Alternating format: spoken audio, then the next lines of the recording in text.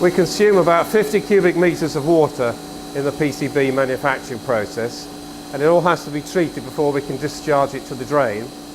We treat it in this tower here. This tower contains about 2 tonnes of activated carbon, and the effluent passes through this tower, remains in contact with the carbon for about 30 minutes, and that takes out all the heavy metals. And the water, after it's treated, is purer than when it arrives at our factory in the mains water supply. I'm often asked about what we do with our scrap materials and how well we recycle the raw materials, and here we've got our scrap bins.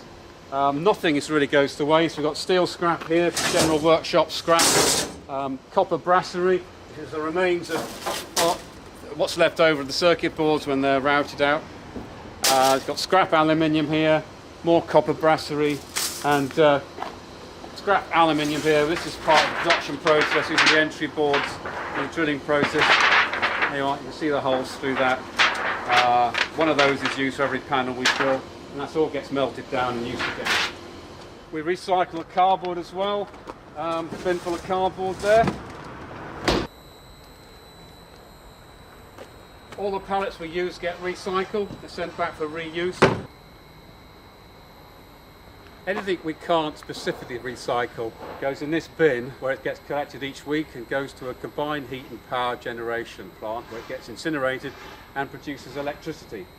Our spent etchant is collected up in tanks such as these, and periodically we return it to the manufacturers, where the copper is recovered out of the etchant and replenished etchant is returned to us for reuse.